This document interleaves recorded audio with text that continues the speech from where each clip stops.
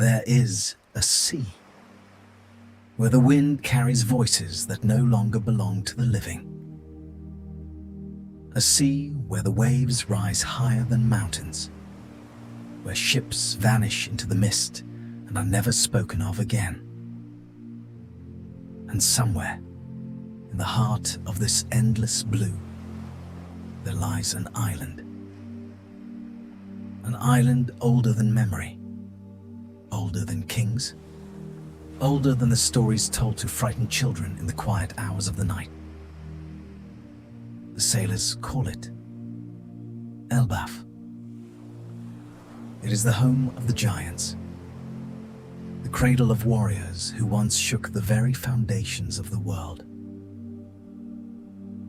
A place where the trees rise so high, they vanish into the clouds, where the rivers run deep and silver, and the stones remember every footstep that has ever crossed them.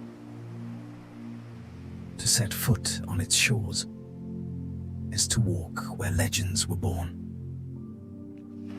And tonight, a small ship carrying a small crew sails quietly toward its mist-covered coast. They do not yet know what waits for them there. They do not yet know that the war which will reshape the world is about to begin. But that is a story for another night. Tonight, we sail with them. So close your eyes. Let your breathing slow, and let the waves carry you toward the island of giants. The thousand Sunny moved slowly through the silver water. Her sails were full, but they made no sound. The wind here was old, patient. It seemed to know where it was taking them. The sea below the hull was glass, smooth and unbroken, perfect mirror of the pale sky above. And in that strange, soft light, the ship looked almost like it was floating through a dream. On the figurehead at the front of the ship, a boy sat with his legs hanging over the edge. His straw hat, worn from countless storms, rested gently against his back. His name was Monkey D. Luffy. And tonight, he was unusually quiet. He was not laughing. He was not shouting about meat or adventure or treasure. He was simply watching. Watching the mist as it curled around the bow of the ship. Watching the way the morning light turned the waves into silver coins. Watching the horizon for the first hint of land. Because today, they were finally arriving. Today, they would see it with their own eyes. The land that every sailor in the world whispered about. The land that no maps dared to mark with certainty. The land of the giants. Behind him, on the upper deck, a young woman with bright orange hair stood at the helm of the ship. This was Nami, the navigator of the Straw Hat crew. In one hand, she held an old map. In the other, a small lantern that still flickered against the soft grey of the morning.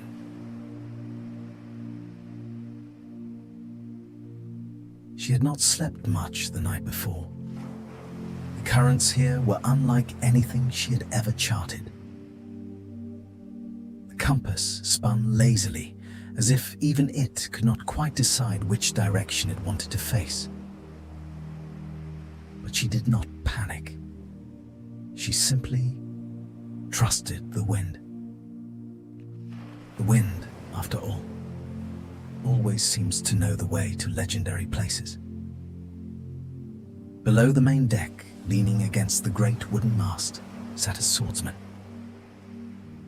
3 swords were tucked carefully at his side. His eyes were closed. His breathing was slow and even. This was Zorro. To anyone watching, he looked like he was asleep. But Zorro was never truly asleep. Even in his deepest rest, some part of him was always listening, always feeling the air, always sensing what others could not. And tonight, something in the air had changed. He could feel it, the way an old wolf can feel a storm long before the clouds appear. There was something ancient near them now, something that had been waiting for a very, very long time. In the kitchen of the Thousand Sunny, the soft smell of warm bread drifted through the wooden holes. A man with golden hair and a sharp suit was carefully stirring a pot of soup. This was Sanji, the cook of the crew. He had been awake since long before sunrise. Cooking, as he often did, was his way of preparing for whatever came next. He had heard the stories about Elbaf. He had heard about the great feasts of the giants, the long wooden tables, the fires that burned for days without ever going out. And tonight, he wanted to be ready. Whatever happened when they reached the shore, his crew would not arrive hungry. On the upper deck, a tall woman with dark hair sat quietly in a wooden chair. A book rested open in her lap. A soft smile played on her lips as she read. This was Nico Robin. For Robin, this voyage was different. She had spent her entire life chasing the lost history of the world, the ancient kingdoms, the forgotten wars, the truths that had been buried beneath centuries of silence. And Elbaf was one of those truths. One of the oldest civilizations in the world, a place where the giants still remembered things that the rest of the world had chosen to forget. She turned the page of her book slowly. The wind tugged gently at the edge of the paper. And she allowed herself, just for a moment, to feel the quiet excitement of arriving somewhere truly sacred. Near the back of the ship, a small reindeer was carefully sorting through a wooden crate of medical supplies. This was Chopper, the crew's doctor. He hummed softly as he worked, counting bandages, checking bottles, making sure everything was ready just in case. He did not like to admit it, but he was a little nervous. The giants of Elbaf were said to be the kindest people in the world, but they were also very, very large. And Chopper, despite all his courage, was still very, very small. He paused for a moment, took a deep breath, and then continued sorting his supplies. He was a doctor, after all, and doctors had to be ready, no matter how big the patients turned out to be. In the workshop below deck, sparks flew gently from a quiet welding torch. A large man with bright blue hair and metal arms was carefully checking the hull of the ship.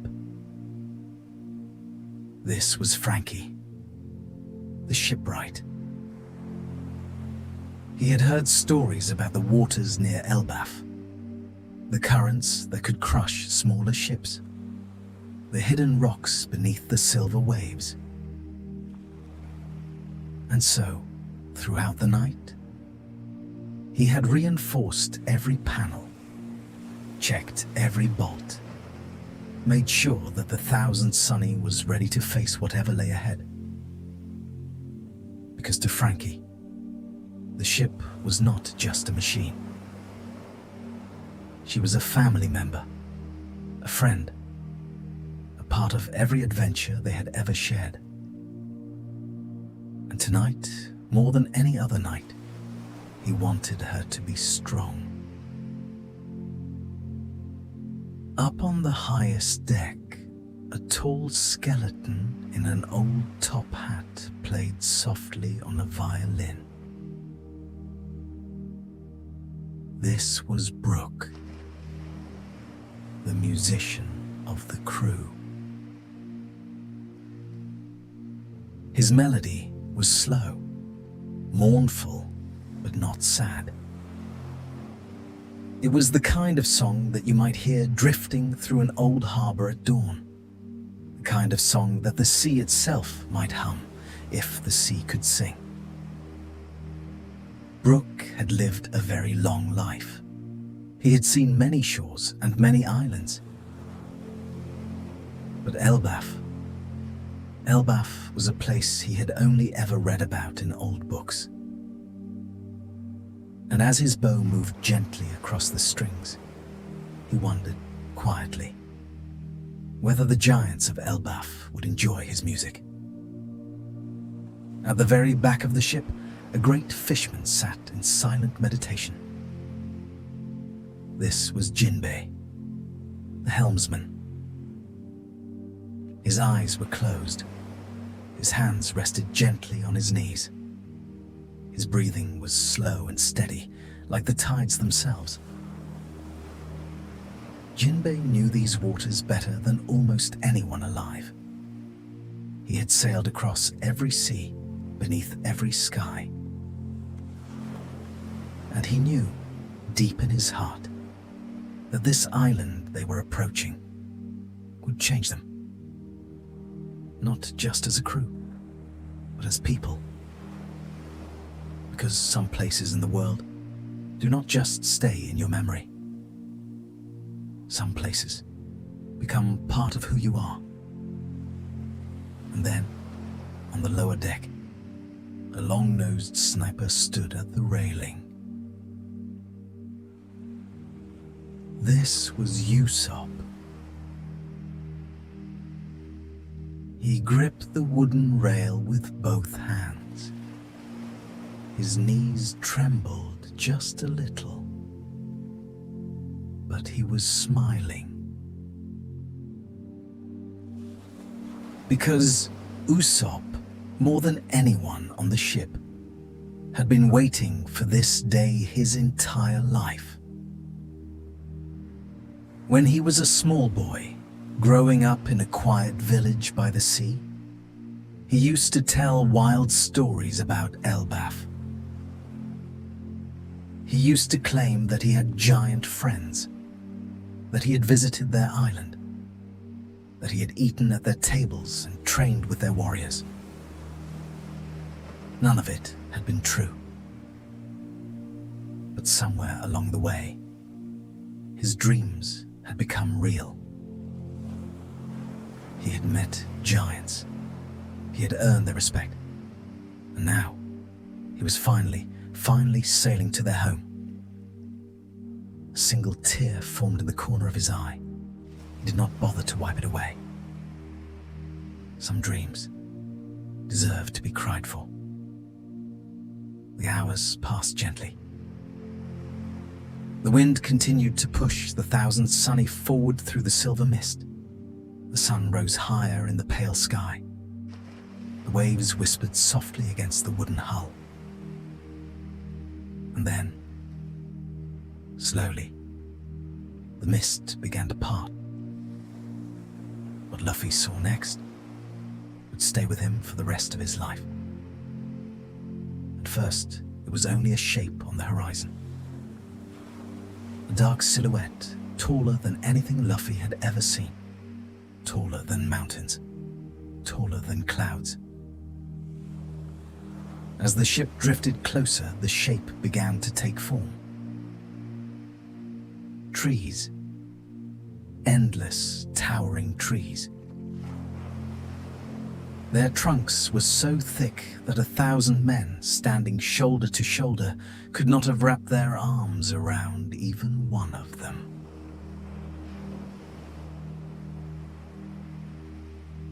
Their leaves shimmered green and gold in the morning light, and their tops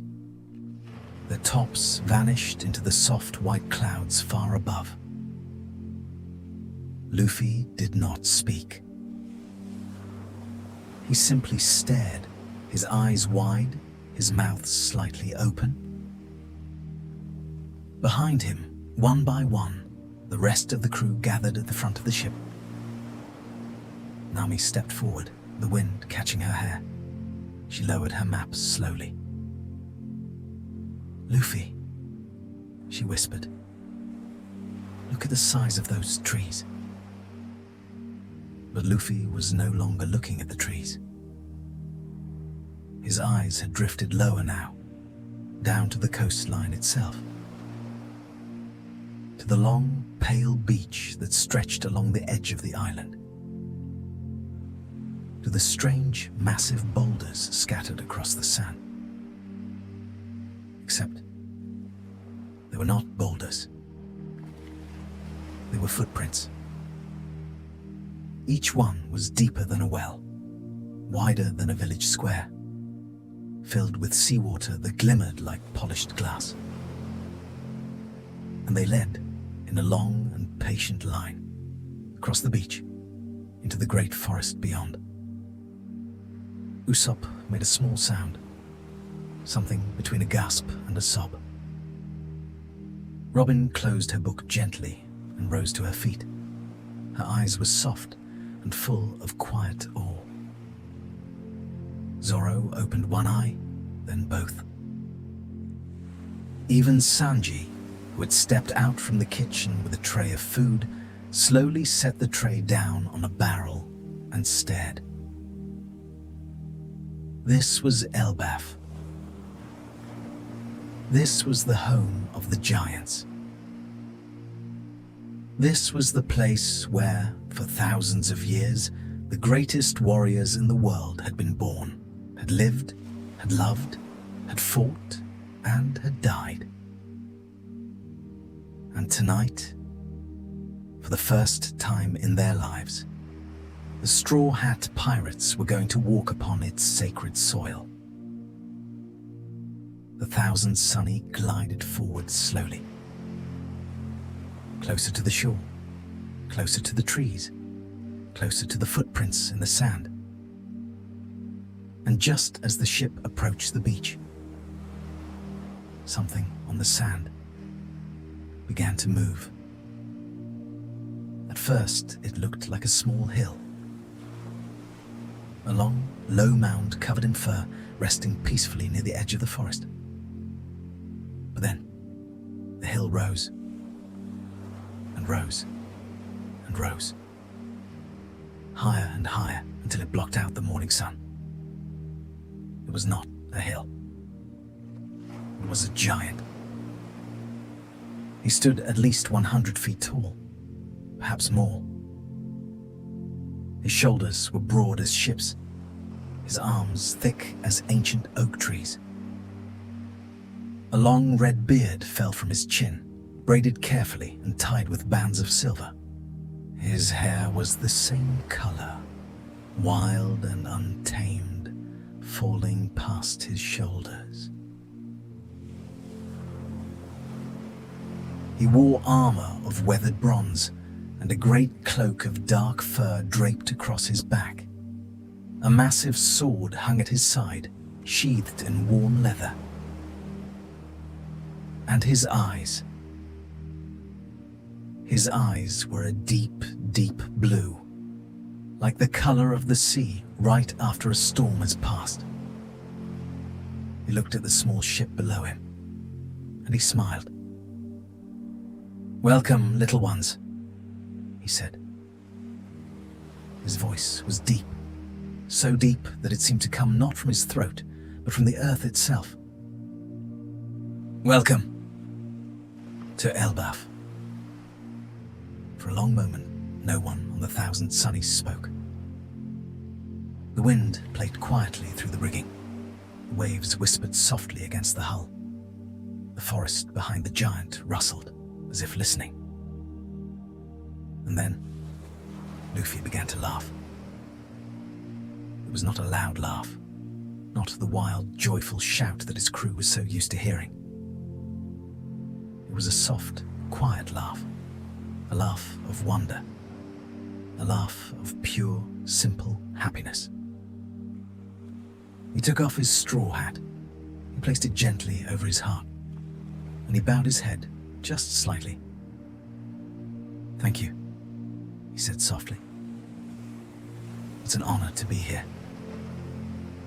The giants studied him for a moment, and then he laughed too. A great, warm, rumbling laugh that rolled across the beach like distant thunder. "A polite pirate," the giant said, shaking his head with amusement. "Now, there is something I have not seen in a very, very long time." He extended one massive hand toward the Thousand Sunny. His palm alone was larger than the entire ship. "Come," he said. "Our village waits for you. The fires are warm, tables are set, and the elders have been expecting you for some time." Nami glanced at Luffy. Luffy did not hesitate. He climbed up onto the railing of the ship, took one long, slow breath of the salty air, and stepped easily onto the giant's open palm. One by one, the rest of the crew followed. Robin with her quiet smile, Zoro with his arms crossed and his eyes calm, Sanji lighting a fresh cigarette as he stepped across, Chopper, his eyes wide as saucers as he scrambled across the giant's fingers. Usopp came last. He stood at the edge of the railing for a long moment, looking up at the giant, looking at the trees, looking at the beach where the footprints stretched into the forest. And then, softly, almost to himself, he whispered, "I'm here. I'm finally here." He stepped onto the giant's hand, and the giant, very gently, closed his fingers around the small crew and lifted them up into the morning light. The journey from the beach to the village took some time. The giant walked slowly. Each of his steps covered the distance that the Straw Hats would have crossed in 100. The forest of Elbaf was unlike anything they had ever seen. The trees were not just tall, they were ancient. Some of them had bark so old it had turned to stone. Some had roots so deep they were said to reach the very bottom of the sea. Birds the size of horses drifted lazily between the branches. Their feathers caught the sunlight like stained glass.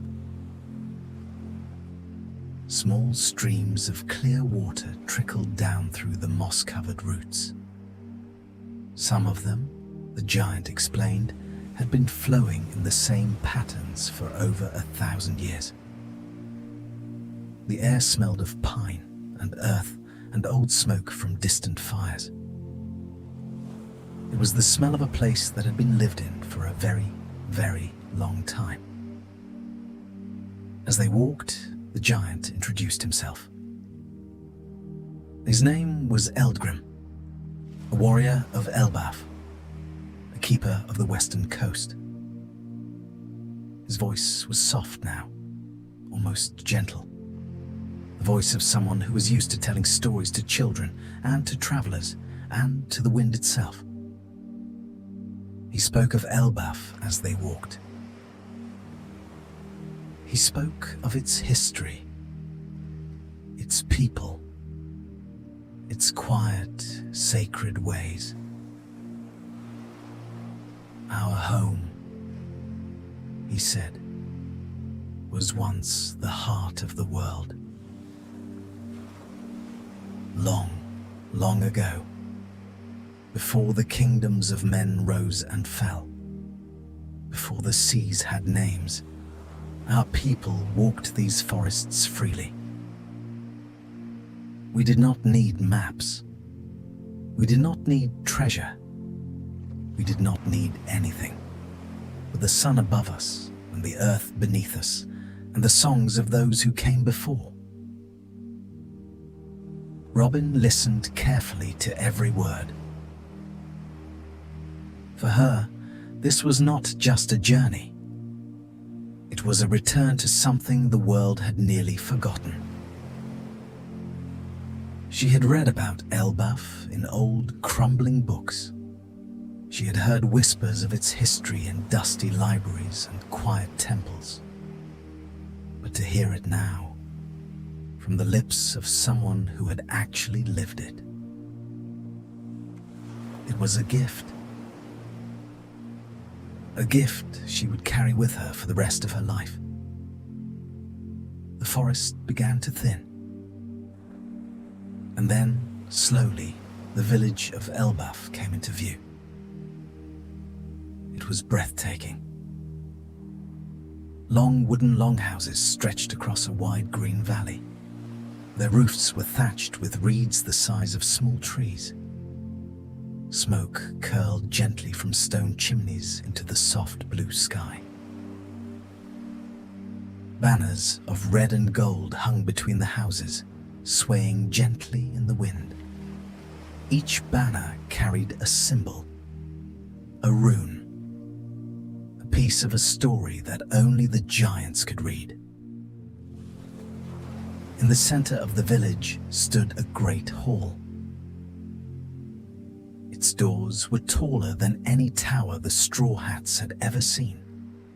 Its walls were carved with images of warriors and beasts and ancient battles.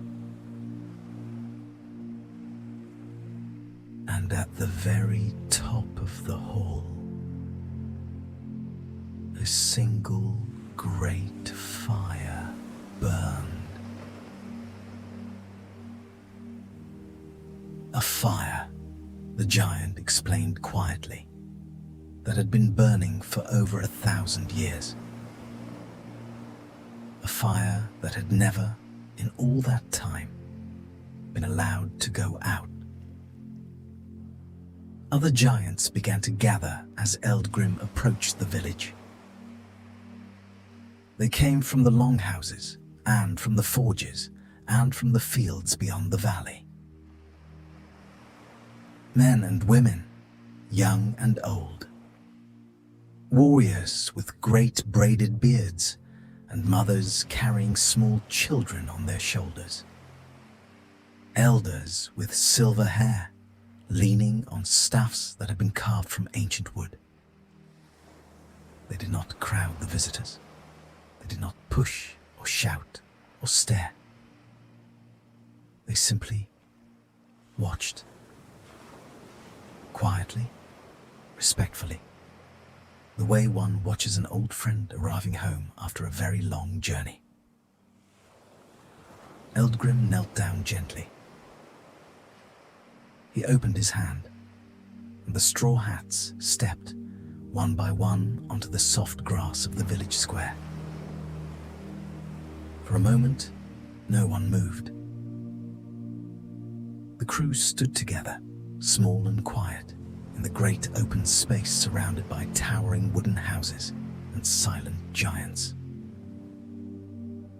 And then, from the door of the great hall, an elder stepped forward. He was the oldest giant they had ever seen.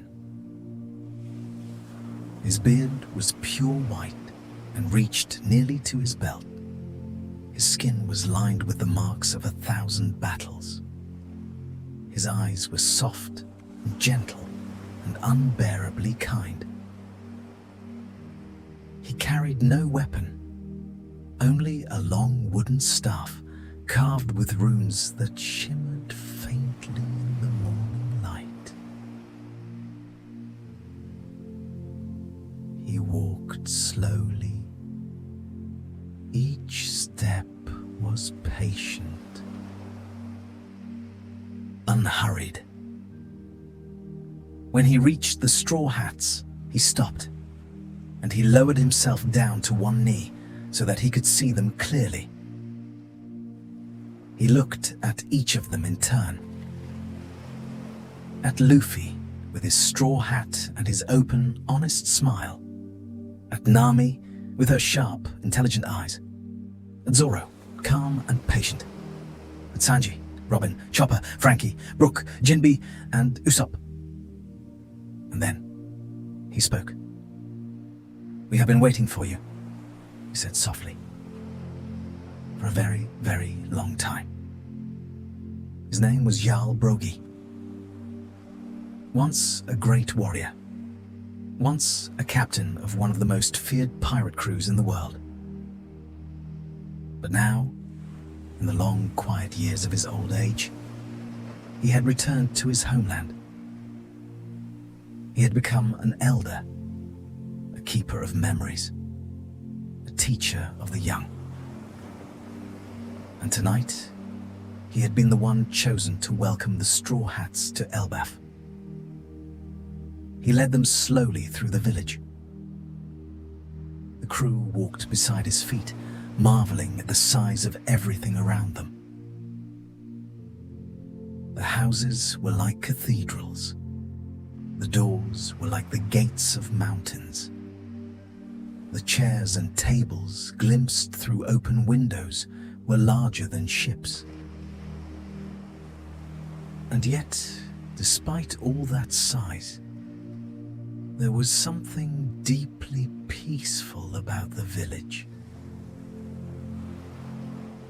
A quietness, a softness, a sense that time itself moved more slowly here. Children played in the long grass beside the longhouses. Their laughter rang out across the valley, deep and joyful. An old woman sat by a doorway, weaving a great tapestry with hands as gentle as falling leaves. A young blacksmith worked at his forge, shaping a sword that would not be finished for many years. This was Elbaf, a place where things were not rushed, a place where things were done properly, a place where every action carried weight and meaning and care. Jarl Brogi brought them to the great hall. The doors opened with a low, ancient groan. Inside, the warmth of the eternal fire washed over them. Long wooden tables stretched the length of the hall. Banners hung from the high ceiling. Old shields and weapons decorated the walls. And the air smelled of roasted meat and warm bread and honey wine and slow-burning wood. A feast had been prepared. A feast that, by the standards of Elbaf, was modest. Just enough for a few hundred giants and one very small visiting crew. Sanji's eyes lit up at the sight of the food. Luffy's mouth was already watering. Even Zoro allowed himself a small approving nod. Jarl Brogi gestured with his great staff. "Eat," he said gently. "Drink. Rest. The night is long, and the stories are even longer." And so they ate. The giants made room for them at one of the long tables, setting down great platters of food in front of them. Even a single piece of bread was the size of a wheel. A single cup of wine was deeper than a barrel. The crew laughed at the strangeness of it. They ate slowly, savoring each bite. They listened to the deep voices of the giants singing old songs by the fire. And as the hours passed, as the sun set slowly outside the great hall, the stories began. Jarl Brogi sat down at the head of the table. He poured himself a slow, careful cup of honey wine. He looked into the fire for a long, quiet moment. And then, in a voice as deep and slow as the tides, he began to speak. "Long ago," he said, "before any of you were born, before any of your grandparents were born, our people ruled this part of the world. We did not call ourselves rulers. We did not call ourselves kings. We were simply the giants of Elbaf. And the sea respected us, and the islands welcomed us, and the wind sang to us as we sailed. We had a god in those days, the sun, the great warm sun that rose each morning over the eastern sea. We believed that the sun watched us, that it judged us, that if we lived our lives with honor, we would be welcomed into its light when our final breath was drawn. And so, we lived with honor. We fought with honor. We loved with honor. We died with honor. And the sun watched, and the sun smiled. Luffy listened quietly. He did not interrupt. He did not laugh, or shout, or ask questions. He simply listened, the way one listens to something sacred. Jarl Brogi continued. He spoke of the great ships of old, of the brave captains and the gentle queens, of the friendships that lasted for centuries and the loves that outlasted death itself. He spoke of the wars, not with anger or pride, but with sadness. "There is no glory in war," he said softly. "Only stories, only memories, only the long, quiet wait of those who did not come home." He spoke of the brothers he had lost, of the friends he had buried, of the songs he still sang for them every night by the great fire.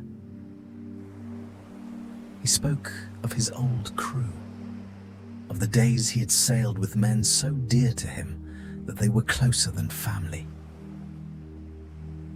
And he spoke with a gentle smile of a small giant child he had once known. A girl who had wanted to grow up to be a warrior. A girl who had asked him every single night to tell her the same story over and over again. A girl who, many years later, had grown up to be one of the greatest warriors Elbaf had ever known. She was gone now, but her name was still sunk in the village, and her shield still hung on the wall of the great hall, and her memory still warmed the hearts of those who had loved her. The fire crackled gently. The night deepened. One by one, the straw hats began to grow drowsy. Chopper curled up in a small warm ball near a folded blanket. Nami leaned her head gently against Robin's shoulder. Sanji dozed quietly with a cup of wine still in his hand. Even Zoro, ever watchful, allowed himself the smallest of smiles. And Luffy listened to every word, his chin resting on his hands, his eyes shining softly in the firelight. He did not want the story to end. He never wanted it to end. Jarl Brogi turned to him slowly. The old giant studied Luffy for a long moment. And then, in a voice that was very, very gentle, he said, "I knew a man like you once. Long, long ago." Luffy looked up. "Who?" he asked quietly.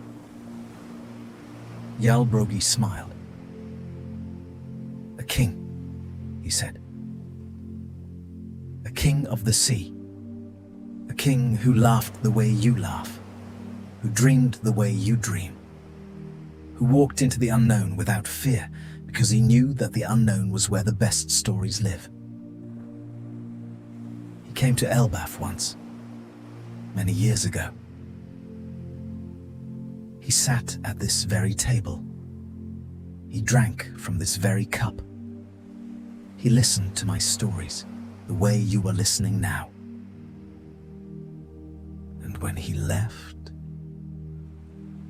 he promised that the world would never be the same again."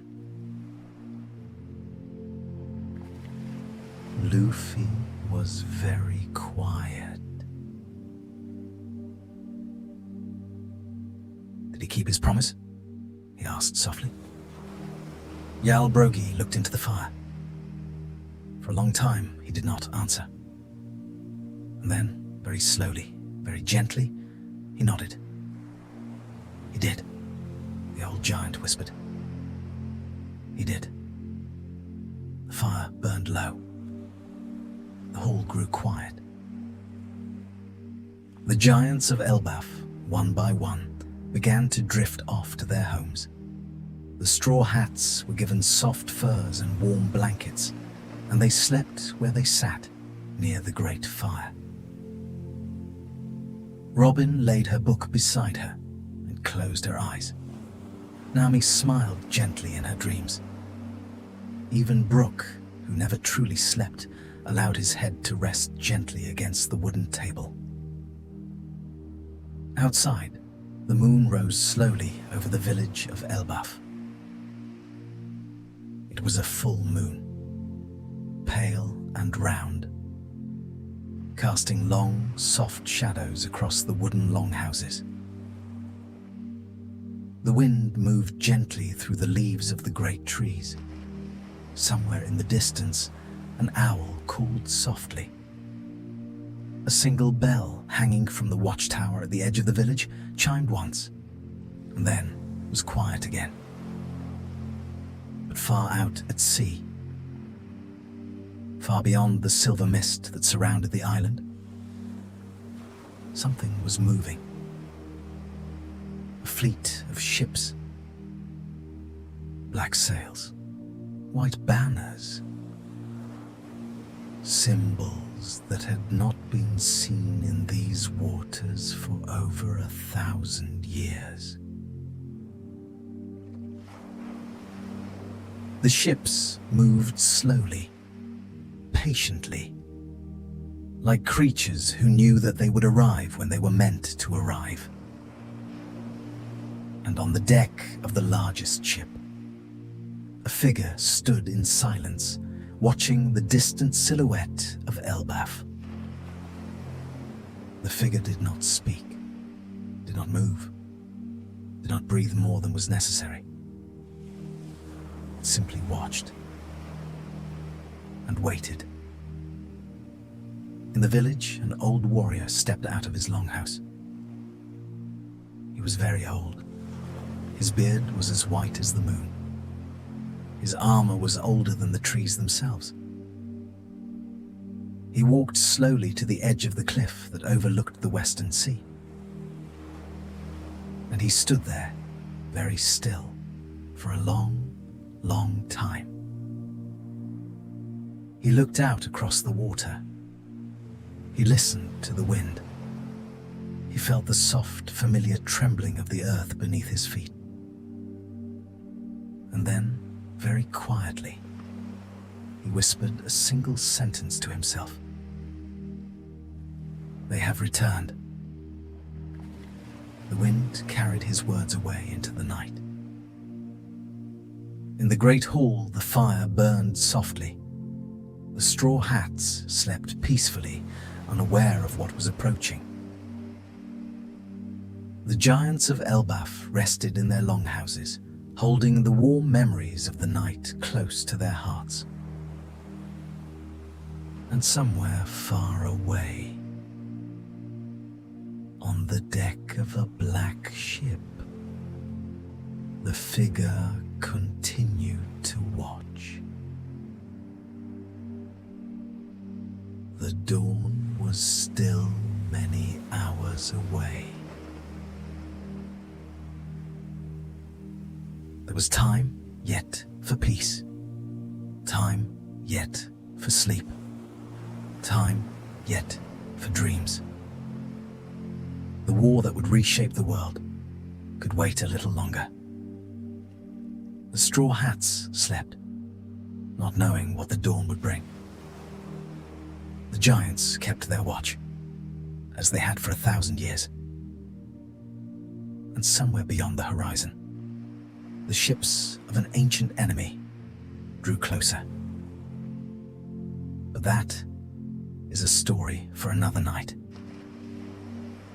If you enjoyed tonight's journey, the tale continues in part 2. Sleep well, traveler. The sea will always be waiting.